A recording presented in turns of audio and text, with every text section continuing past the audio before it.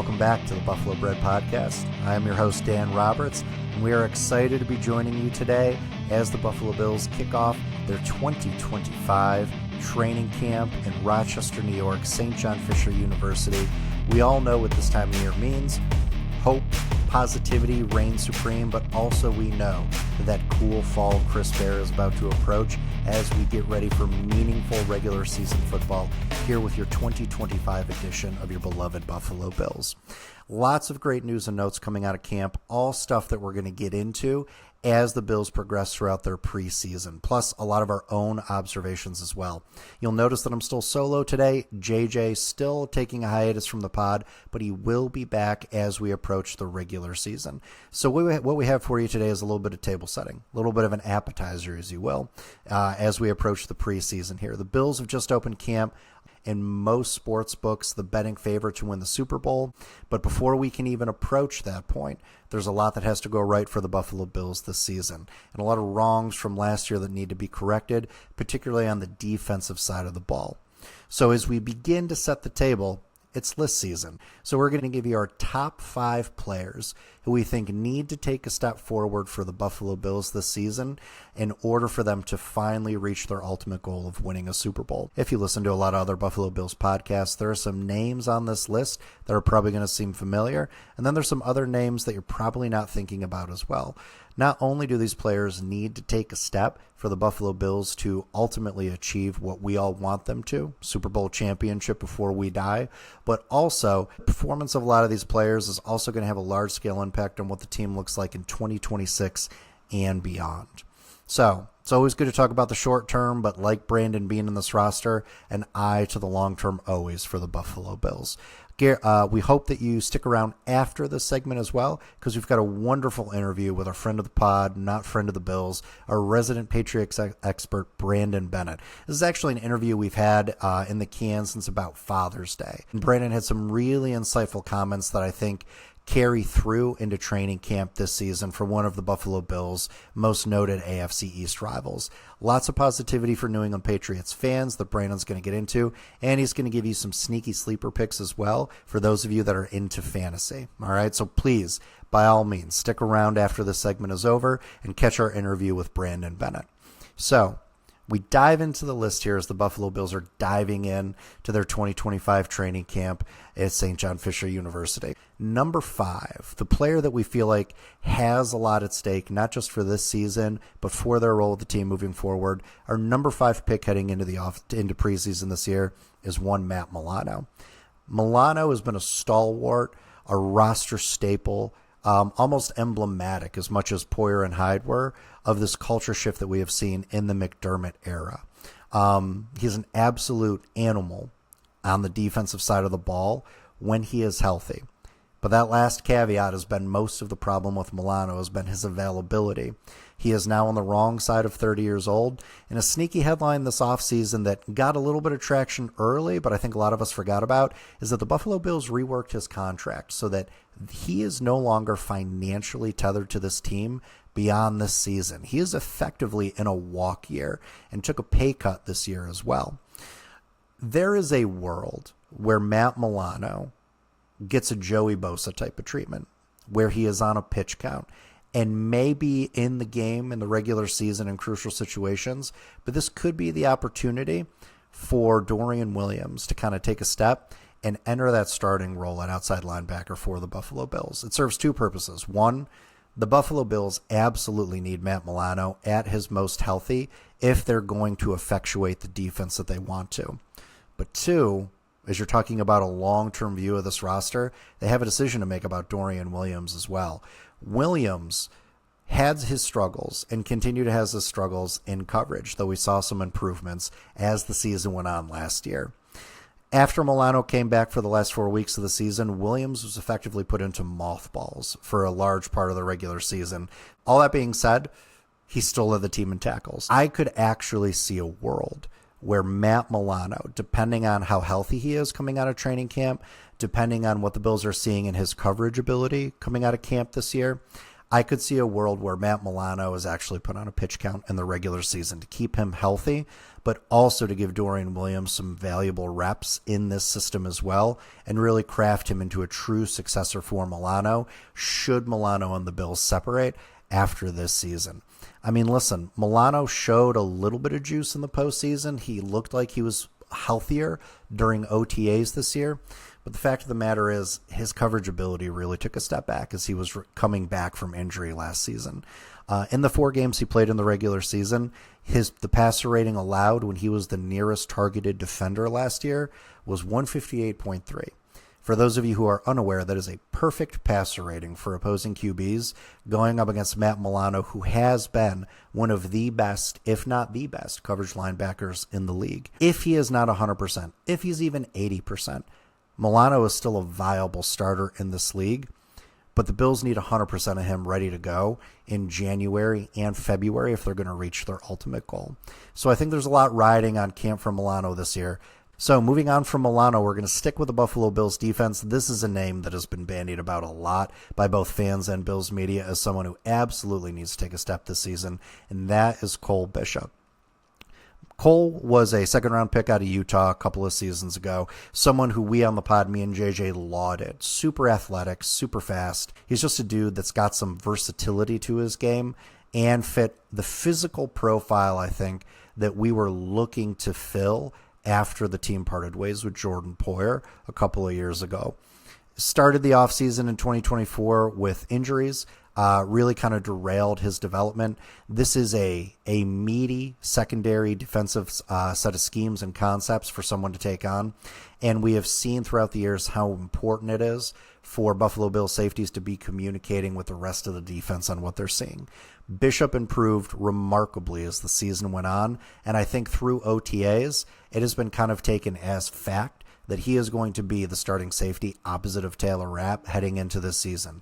That being said, he still needs to earn the job, but then he also has to prove beyond camp and into the season that he is actually assimilated to the scheme in the way that is needed. Him and Rapp, I feel like they bring a similar skill set to the table. Both are better when they play closer to the box. And Cole Bishop, just because of his closing ability, because of his raw athleticism, really can fit a lot of run fits running downhill. That was the role that Rapp fit a lot last year playing outside of Hamlin. I don't think people appreciate the fact of how great Taylor Rapp was at diagnosing plays from the high safety position and then running downhill to stop what was a 10-yard run from becoming a 12-yard run, or a 7-yard screen from becoming a 15-yard screen.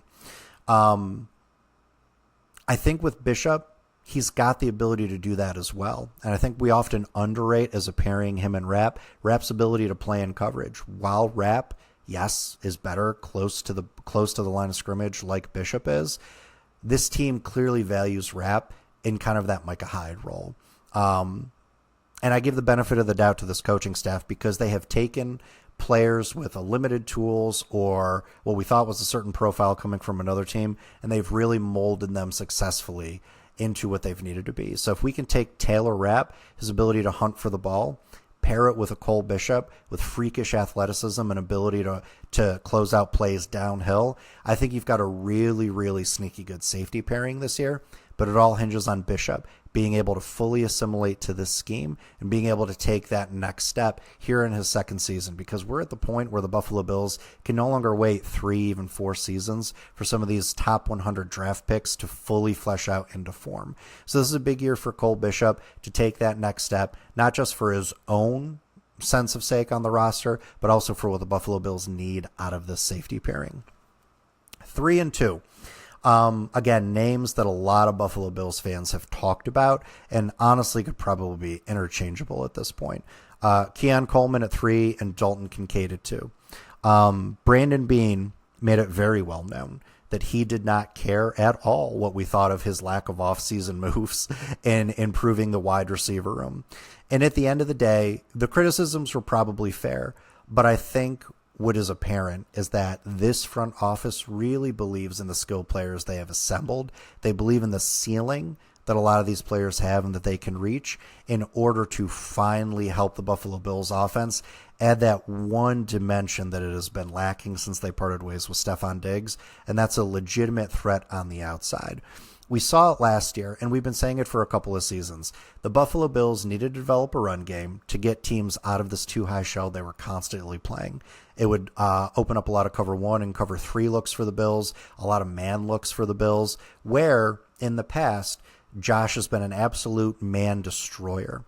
Last season, Josh was still pretty good against man, but the Buffalo Bills faced the highest percentage of man coverage in the league. Teams were basically saying, we don't fear your weapons on the outside, and we're going to collapse, and we're going to make running the ball, and we're going to make attacking the middle of the field through the passing game very difficult. And there were times, despite the amount of points that the Bills would put on the board, where it felt really hard sometimes for this offense to operate.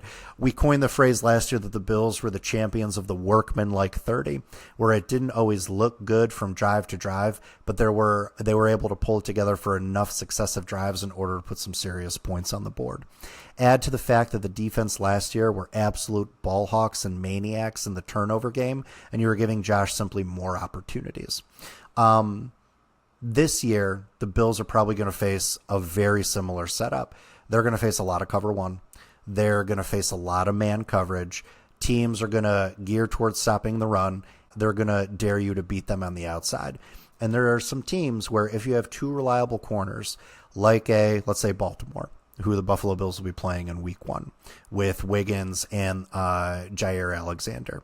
Then you also have, oh, by the way, Marlon Humphrey, number 3 in Havoc ratings last year amongst all cornerbacks, playing in that slot and nickel position, who can either crash the box or make life really difficult for a Dalton Kincaid type, or a Khalil Shakir type.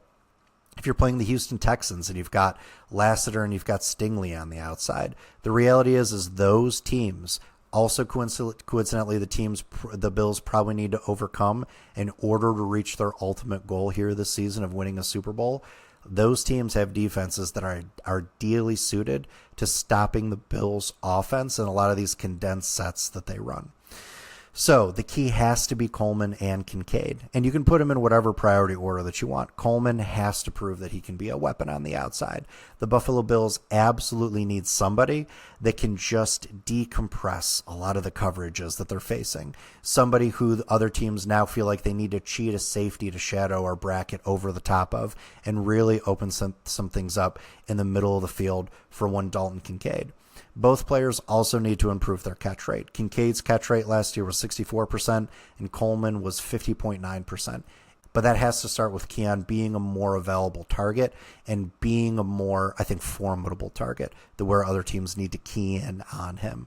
That'll open up things in the middle of the field with Dalton Kincaid. And honestly, Kincaid got his opportunities around his injuries last year, and he just was not making the most of them with that excessively high drop rate.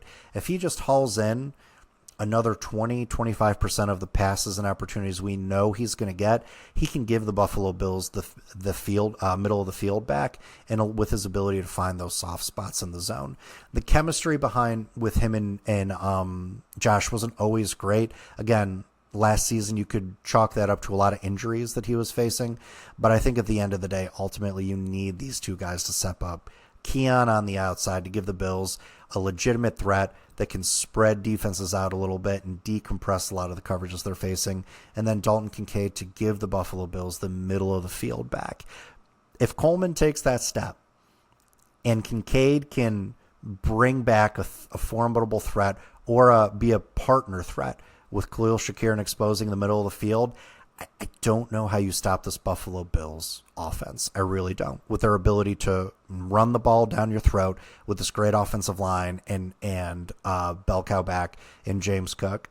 They figure it out on the outside, and they figure it out with Coleman, and they figure it out in the middle with Kincaid. This is going to look a lot easier for the Buffalo Bills to put 30 on. This might not be the year of the workman-like 30. This could potentially be the year of the easiest 30 burgers that you see. So those two guys, though, need to take that step in order for that to happen. So number one, we've gone through Milano at 5, Bishop at 4, Coleman and Kincaid 3 and 2 respectively. Number one is not a name that a lot of folks have been talking about, but is someone, because of our love of line play, both on the offensive and defensive side of the ball, I felt appropriate to put here, and that's O'Cyrus Torrence. Now, hear me out. Torrence has been excellent. He has been above average for sure. He is a people mover, unlike anybody they have currently on that offensive line. His run blocking tape is absolutely teachable. So if you're a high school or you're a college coach and you want to teach your interior guards how to run block, you should be doing it with O'Cyrus Torrence. Pass blocking is another issue. And this is a place where a lot of metric sites and a lot of metric houses are split. PFF, for example, take what you want with a lot of their rankings. Me and JJ often throw them out the window. Gave him an overall pass block rating of 64 last year, which is somewhere around average. They weren't in love with his technique. They weren't in love with his ability to stop more speedy type of pass rushers coming in. ESPN's pass block win rate had him as a top 5 guard, right? So he was preventing quick pressure from getting to Josh, and he was holding his blocks for at least 2.5 seconds. But he was really susceptible to a lot of sort of delayed blitzes, a lot of stunts.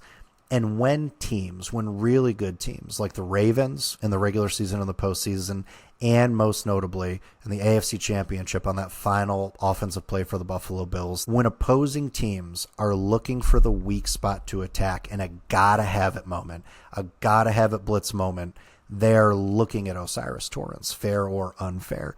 They look across that line. It's not Dawkins, it's not Brown, it's not Edwards, and it's not McGovern. They're looking at Torrence and being like, that's the guy that we can get to. And if you watch that final play against the Chiefs, you can see that they clearly wanted to put him in a blender. And the reality is this is a luxury to be talking about, that we have such a guard who is so talented entering his 3rd season that he only needs to work on delayed blitzes and work on figuring out DB blitzes. But here's the reality. The Buffalo Bills play a ton of condensed formations.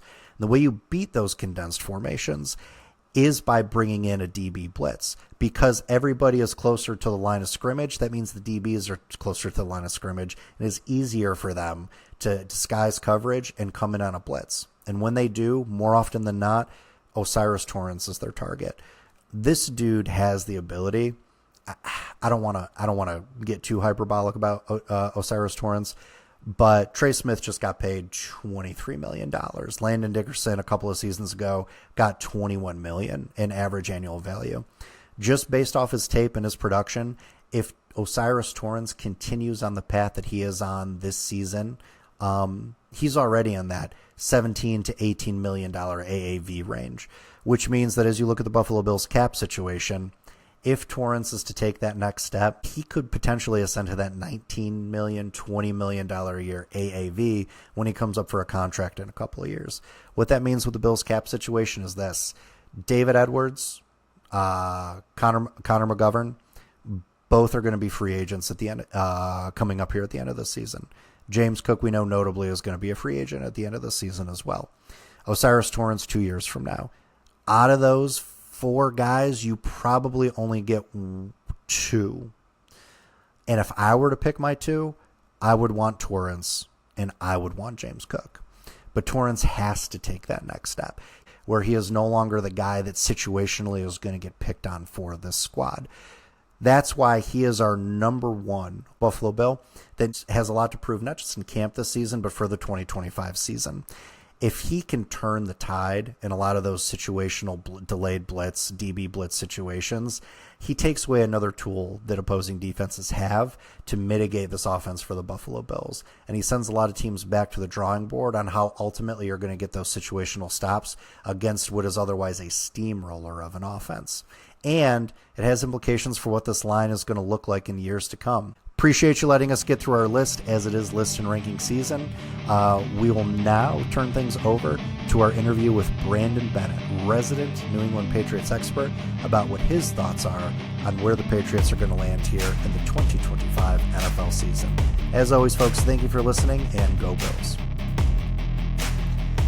Today, we are very fortunate to be joined by one Brandon Bennett. Brandon, for many of you know, is our resident Patriots expert. We have brought him in today to talk a little bit about where the New England Patriots are at is they close out their mandatory minicamp. And there are more than just the usual parallels or crossroads or intersections, if you will, Brandon, happening between the Bills and the Patriots. It's not just that the Patriots have made a lot of moves this offseason in the hopes of challenging the Buffalo Bills for the AFC East crown. They have also brought on two very notable former Bills in Matt Collins and Stefon Diggs to try to jumpstart the development of their second-year QB in Drake May. So changes abound, new coaching staff, fresh new talent in the offensive and defensive rooms for the New England Patriots. Brandon, how are we feeling generally as the New England Patriots approach their summer break headed into July training camp? Well, first of all, Dan, I just want to say thank you once again for having me on the pod. I do really against our better judgment, here. We are happy to have you back as well. The other thing, before we move on, happy Father's Day. You are also a great father and a great family man, and I want to say that right here in front of all your fans. I appreciate that. Ditto for you, sir.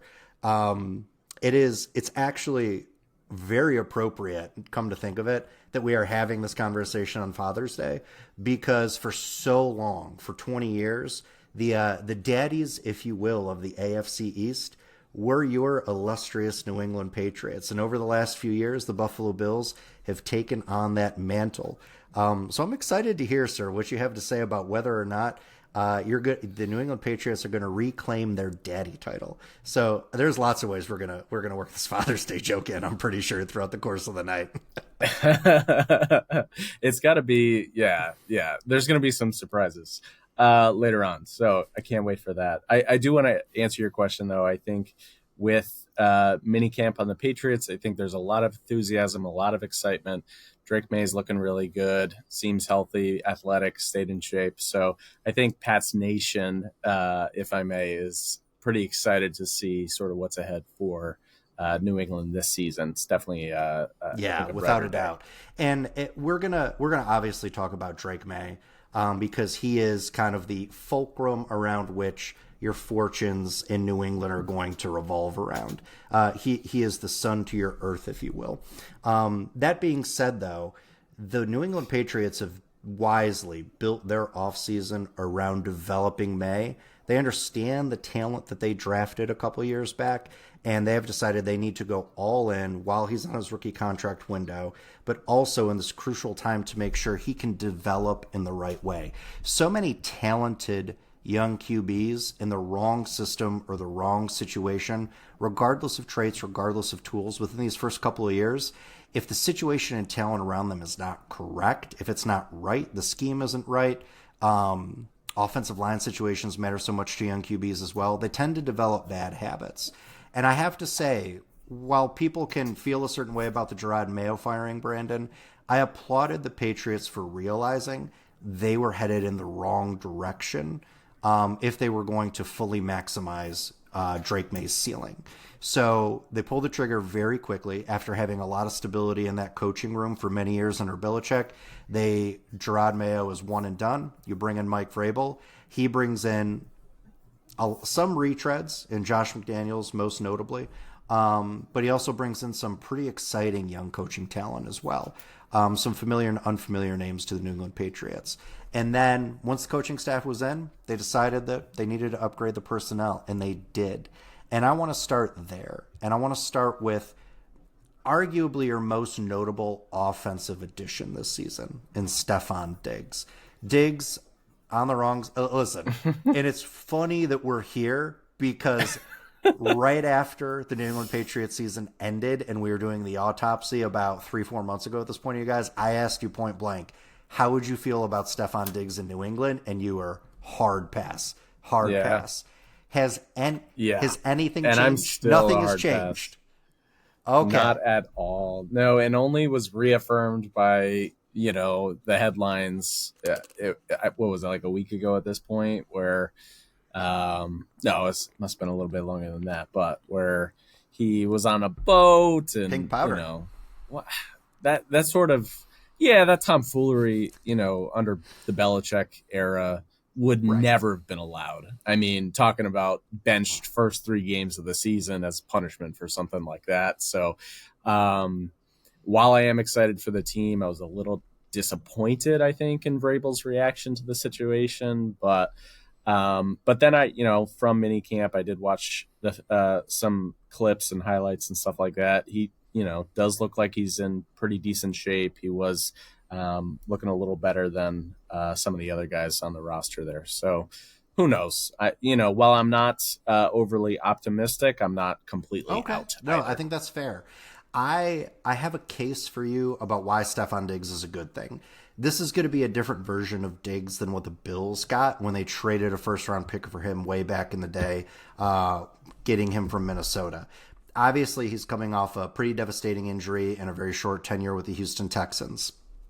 That being said, though, the way the Texans were using Diggs was very, very interesting. His utilization as a red zone weapon, but more as like kind of like this slot type of slash receiver that ate up just a lot of scenery in the middle of the field.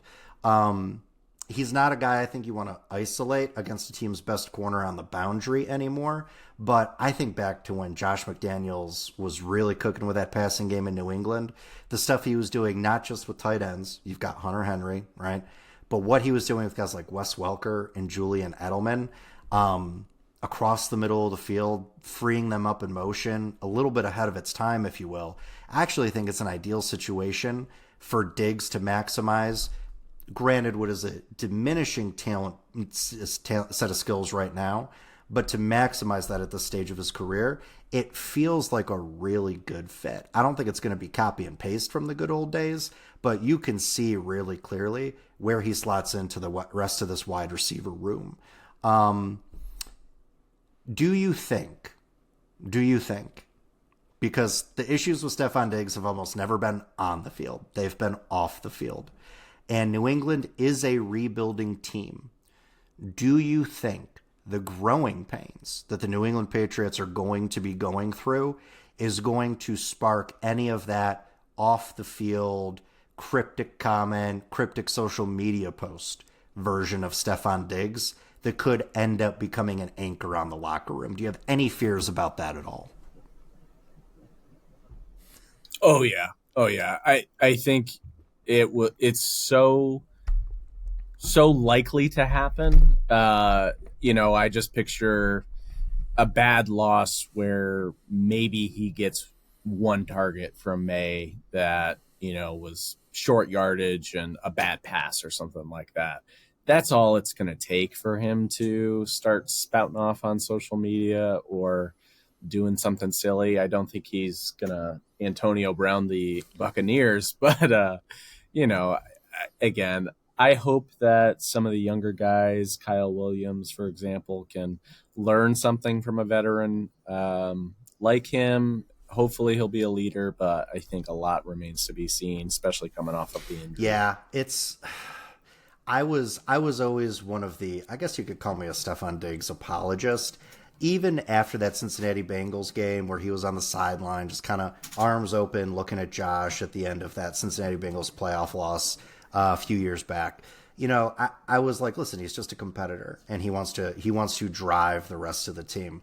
I remember the Damar Hamlin game, where Hamlin suffered that devastating and almost life-ending injury in Cincinnati, and there was so much going on and so much cross information, misinformation. At one point on the broadcast, the broadcasters had said they had gotten the message from the NFL that the game was going to go on, and you can tell no one else on the field wanted to play, but that message had somehow gotten to the guys on the bench, and you saw Diggs grab his helmet, try to rally the guys, get them going. He's that kind of personality, right? He wants to win. He always wants to play, and he always wants to play his best. I think where the conflict is going to be is that his version of playing his best is all about volume. It's about opportunities. It's about multiple touches. And in Buffalo, towards the end, you could see some of those games where he was just not a factor in the game plan whatsoever. You could tell that it started to wear on him. I don't know that you guys have necessarily a wide receiver room that's going to command a lot of targets away from him. And I'm very interested to see in training camp what some of your formations look like and where he lines up, because I actually don't think volume is going to be a problem. But it begs the question, if Stefon Diggs is your top targeted receiver on the wrong side of 30 coming off an ACL injury, is that going to be a successful situation for a young QB in Drake May to survive in? So, Brandon, let me ask you this. With Stefon Diggs, what is the best version of this passing offense you hope to see this season? So I think the best version is, and I this is my theory on what we're going to see, is a lot of spreading the ball. I don't see, huge numbers games for any one individual player, especially Stefon Diggs. Now, feeling down on him, but I think there's a lot of talent in the wide receiver core. I think some difficult decisions are going to have to be made in this offseason in terms of who from their wide receiving core they're going to keep. But folks like Jalen Polk, folks like Kyle Williams should see quite a bit of volume on the field alongside Stefon Diggs and Mac Hollins. There's just so much talent there. So I think that's the best version, right? Keeping defenses guessing about who to cover, who's getting the ball this play. Yeah, it could end up like that, especially if a guy like Kyle Williams, who you guys drafted out of, was San Diego State? Is that where he's out of?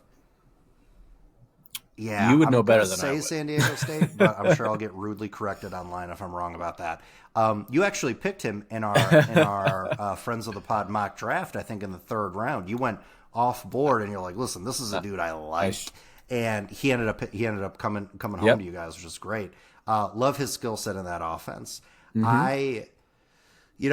I'm with you. I think that the best version of any offense really is that you've got multiple guys you can spread around to. I mean, we are the founders of Everybody Eats here in Buffalo. I just don't know.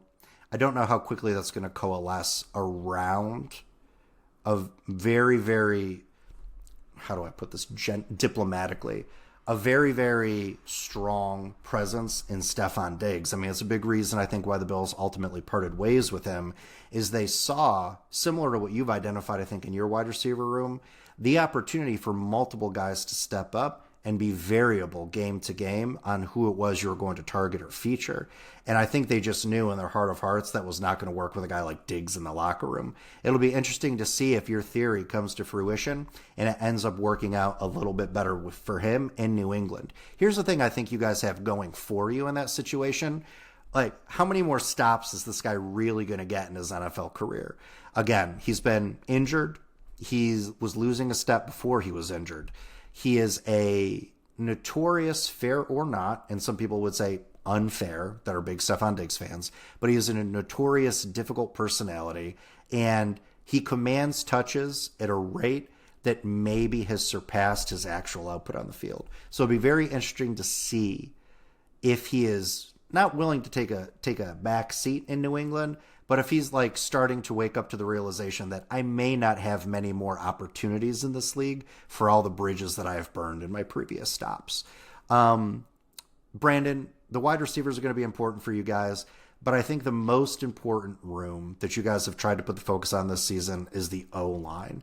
Your O-line last year, I think by a lot of metrics, was the worst in the league. Pass rush win rate, run block win rate, and I think most crucially, having a young QB under center, it was quick pressure under 2.5 seconds. You guys led the league in allowing quick pressure to get to Drake May. May, as a result, was able to flash a lot of spontaneous, really entertaining runs, utilizing his full athletic set. But I think you guys really want him, especially in McDaniel's offense, to let him feel like he can plant his feet and stand on firm ground when dropping back, when in play action, turning his back to the offensive line. So you guys did some stuff to upgrade the offense, but you still have some question marks. Cole Strange, is likely going to be a piece of the equation this year. The kid from Penn State you guys drafted last year, can't remember his name off the top of my head. I am struggling with New England Patriots today. But ultimately, you guys brought in some pieces that may or may not be helpful. Definitely upgrades. But my question for you is it enough, right? The Houston Texans thought they had their offensive line figured out last season with C.J. Stroud, and the Houston Texans were the third worst team in allowing quick pressures to get to Stroud last year. So we've seen second-year QBs with a lot of talent get derailed because they don't trust the protection in front of him. Is this offensive line good enough this year to help Drake May take that next step in his second season? Yes, I do. I do think that the O-line is good enough, and that there's no doubt in my mind. First of all, not a whole lot that can get worse compared to last year. Bad. It was really bad. And the absolute lack of protection. We talked then about how I was hoping that, they would keep Drake on the sideline and let Brissett, take the punches. Because there was no protection in that backfield. But with the addition of Will Campbell, fourth overall out of this year's draft, I think it adds such a dynamic element and so much talent. And I think Will Campbell's going to be one of those players that just brings up the level of play from every guy around him. So, I was watching minicamp, and again, they're still figuring some things out, as they, would be at this point in the year. It's not a cause for concern. So yes, 100%. I think the protection is going to be a lot better.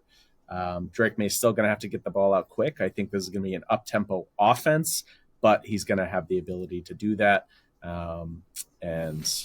Will Campbell was my favorite offensive tackle in this draft, and he was maybe the most mocked person to the New England Patriots at your slot in the draft this season at number 4. And I hate that you got him, because I do think he's an absolute unit. Our arm length be damned. I remember watching a lot of his tape 2 seasons ago, and I was like, who am I keeping an eye on in the college game for next season? So last season now, as we speak, that could really pop and could really be a name that ascends. And I always look at those SEC guys, because they're going up against the best edge rushers in the country, game in and game out. And again, whatever you want to say about his arm length, Will Campbell was going up against serious NFL talent every single Saturday that he played. And his pressure rate, his lack of sacks credited to him, this dude, his footwork, right? His violence at the point of attack is really impressive despite the arm length. Everything about his technique screams long-term starter. And because of his athletic profile, he's a guy long-term for you guys. If he ends up hitting at tackle, you could see kind of make that slide to guard as he ages gracefully, hopefully for you guys, into his career. And he could be an established starter on your unit for the next 10, maybe 11 years. I mean, he felt to me as much of a sure thing in this draft as anything, and I hate the fact that you guys got him. You guys overall nailed your draft this season, and it was infuriating to me how much talent you ended up bringing in your rookie class. But Will Campbell, definitely the headliner, and was a really great draft for you guys. So, Brandon, let me ask you this. We've talked a little bit about the offensive line. We've talked about the wide receiver room. Who is the one addition on offense? So we're talking about the offensive side of the ball. I know you guys brought in Milton Williams. You've revamped this defense as well. But at the end of the day, it really is all about Drake May. So who is the player on the offensive side that you are the most excited to see suit up for your team this year? Yes. So for me, that's an easy answer. That's TreVeyon Henderson, the rookie running back. I think Antonio Gibson is out of the picture, out of the equation. I don't think he's going to be seeing any snaps. I think they're going to let Ramondre, sort of be the workhorse in the beginning part of the season as Henderson is adjusting to the NFL. But I think we will see a mid-season takeover from him. He's so talented. game break or tackle breaking speed. And I think, we talked about the wide receivers already, but if they can't also get the running game going the way that Vrabel likes to do in his offenses, the wide receiving room is going to struggle in the exact same way. So TreVeyon Henderson, I think, is that X factor that this offense, his ability to catch balls out of the backfield as well, is going to add like a really fun Danny Woodhead type of element to this offense. I mean, and that's the thing about your offseason. Yeah.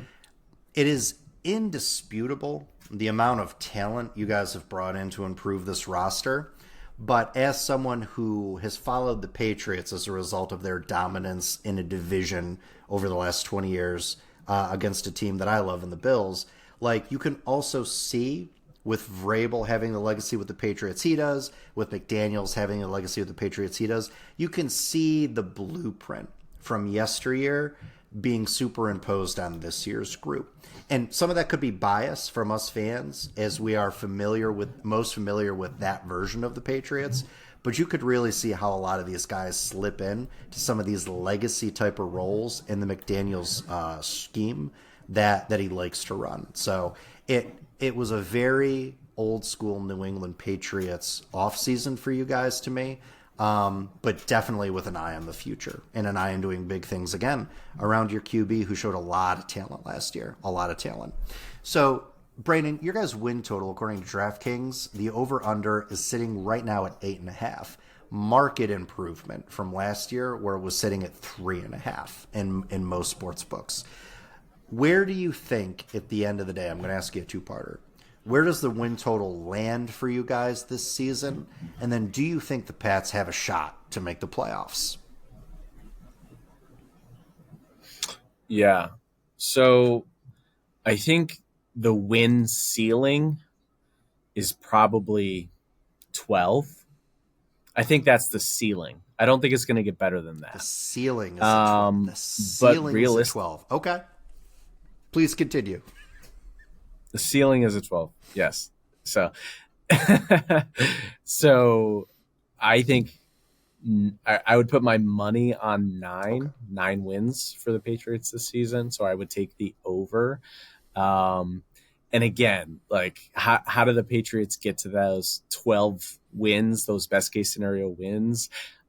That's coming down to the final play, and, Drake May, I don't know, making miracles happen on the field, late in the fourth quarter. I think that's how those wins happen, if it happens.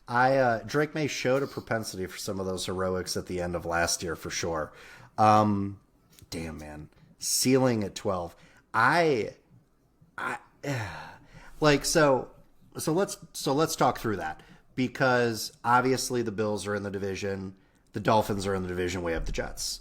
I would say you guys are obviously the most improved team out of the three also-rans from last season. I think the Jets have tried to stabilize the ship after the Aaron Rodgers disaster.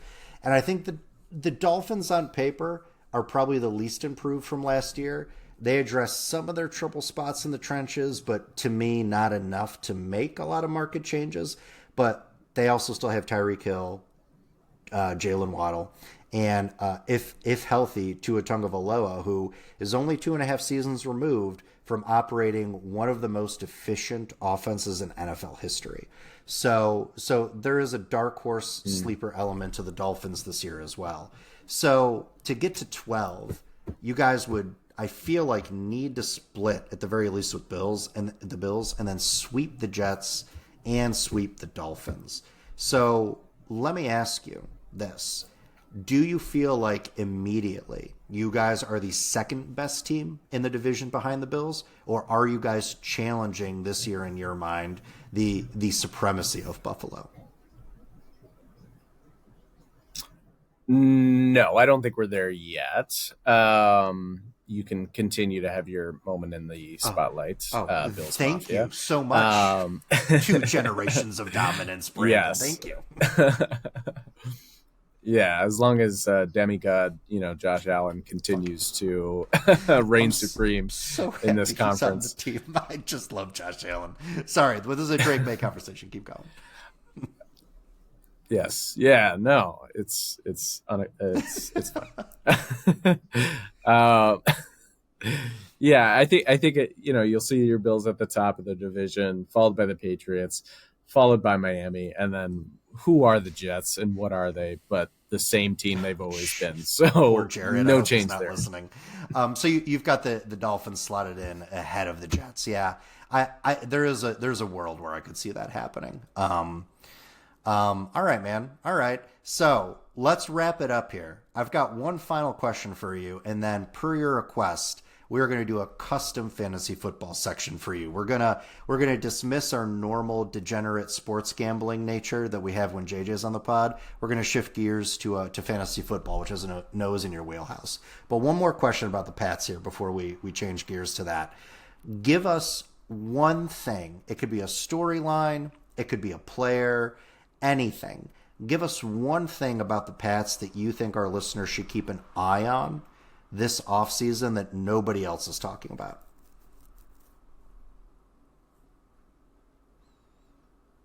I think you might be muted. Are you muted? You're welcome. Thanks, Dan. Um, so it's interesting that nobody's talking about it because I think there's a lot of talk happening. So, a player that I don't think most people have ever heard of, Efton Chisholm III. Have you heard not. of Efton? I have not, and I keep a pretty close eye on you guys. So I'm going to tell you something interesting about Efton Chisholm III that most people don't know because they've never heard of him. He broke a single season record in receptions that was previously held by, who do you think? A Patriots player? Is that what we're talking about? No. So Efton Chisholm III is a Patriots player, but he broke a single season record in receptions. Mm-hmm. I'll give you another hint. At Eastern Cooper Washington, Kupp. Whose record did? Yep. Yes. You're welcome. Thank you for playing. He broke Cooper Kupp's single season reception record. Yes, and so I think caught every single ball almost that was thrown to him and showed a lot of chemistry with Drake May in camp. I think he's going to earn himself a spot on the roster and a place in this offense with what's this Josh guy's McDaniels. name again? So Efton Chisholm III. Chisholm III. How pissed?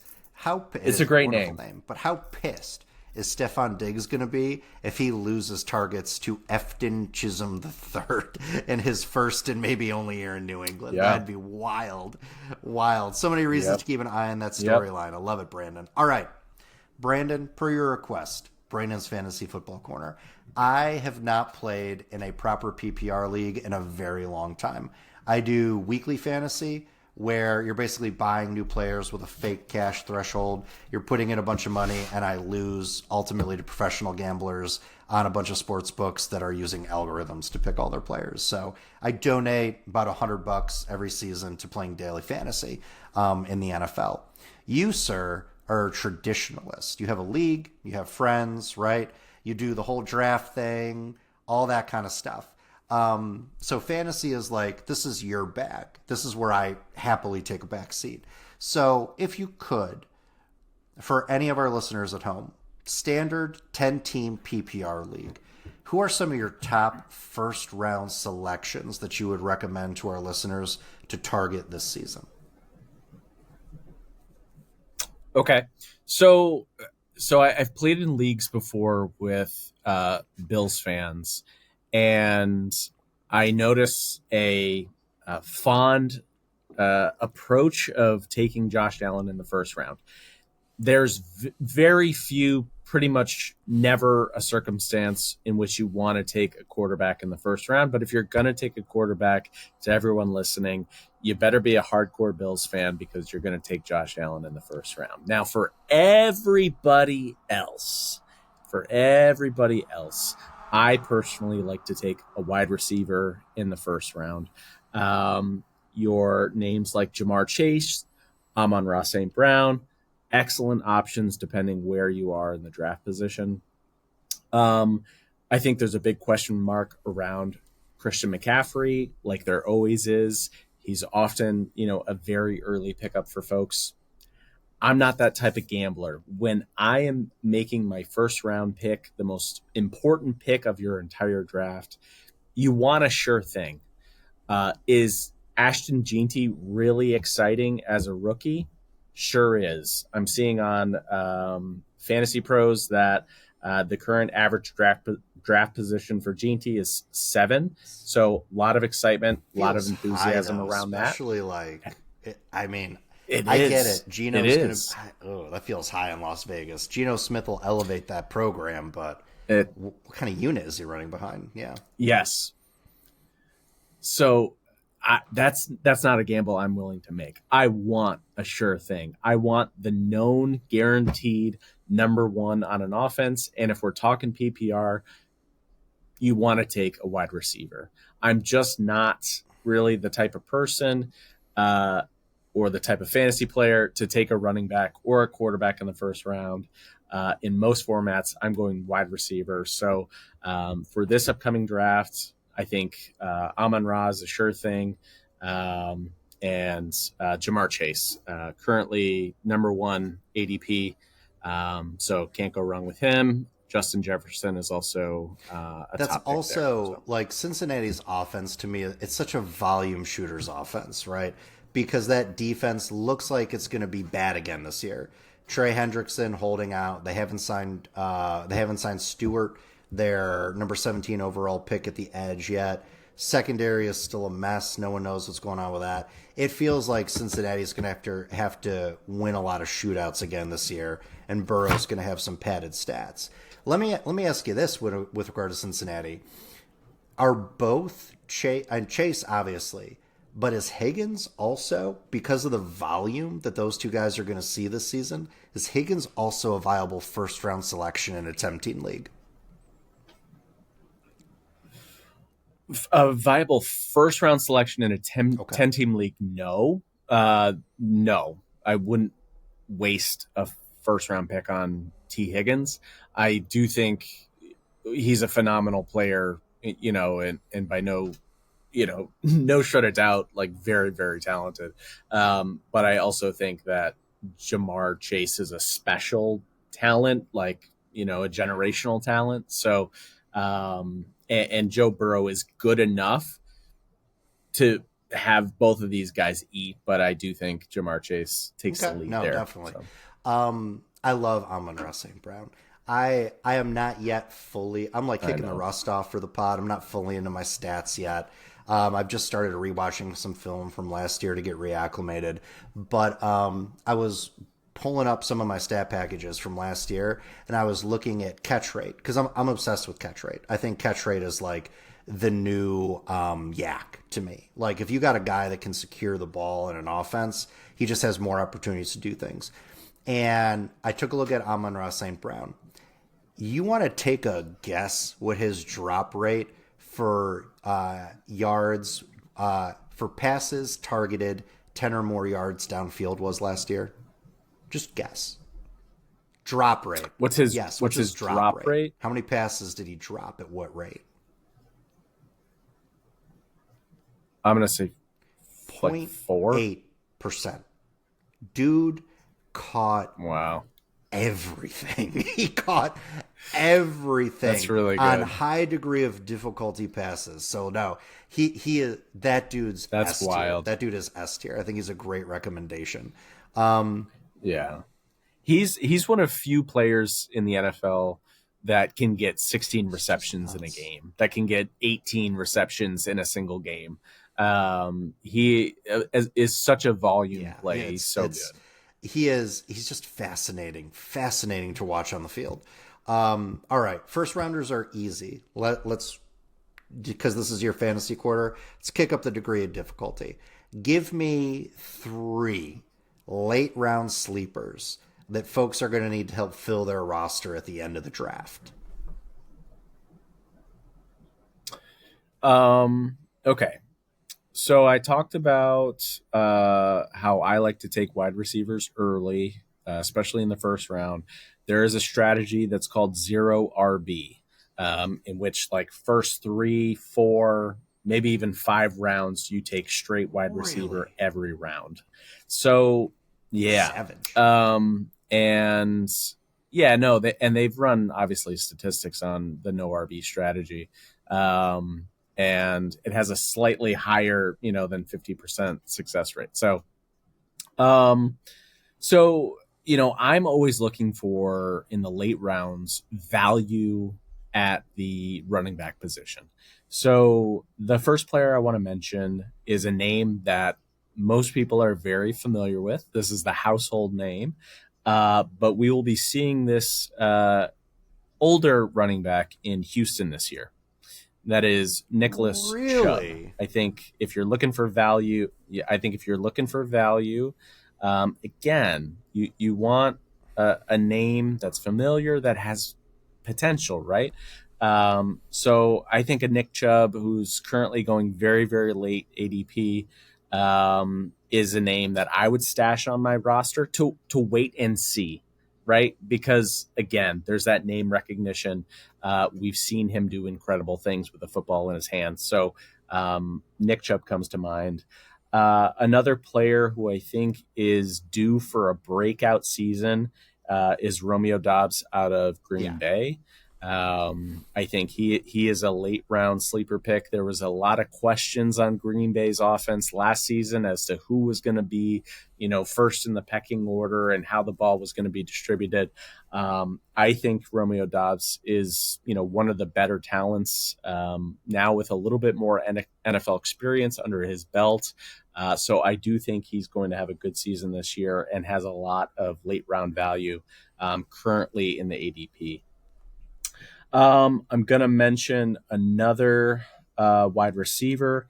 That is Xavier Legette out of Carolina. Didn't look great with Bryce Young last season, but lest us not forget what Xavier Legette was in college. I think he's a very, very talented wide receiver. And, hopefully this offseason, Carolina would have built him a much, much larger role in the offense and gotten more chemistry with Bryce Young. And so, again, fantasy players looking for value in the late rounds. You can roll the dice on Xavier Legette. I like the pairing with him and Ted McMillan, too, their rookie first-round wide receiver selection. And Bryce Young, hopefully not a mirage at the end of the season. I am a Bills fan first, but I am also a football fan. And the more good QBs there are in the league, the more entertaining my Sundays are. And at the end of the year, when the Bills had stuff wrapped up, I started straying on my NFL Network Red Zone to like other teams that were playing when the Bills weren't. And Bryce Young really caught my eye at the end of last season. So I really hope that's for real for that young kid. Great for him, but also great for us NFL fans that get to watch one more, hopefully, quality QB strap on the pads weekend in and weekend out. So, Brandon, love the takes and love having you on the pod, sir. Much appreciated you filling in for JJ. You are welcome back, of course, anytime you want to join us here on Buffalo Bread. This is a safe space for Patriots fans as they enter their Drake May era. And your hopefully not turbulent Stephon Diggs era, but we'll see. Well, thank you again for having me. I appreciate, again, talking Patriots a little more. Absolutely, sir. And for all of you listening at home, thank you for joining us. Like, share, and subscribe wherever you get your podcasts, Google, Apple, Spotify. And as always, go Bills.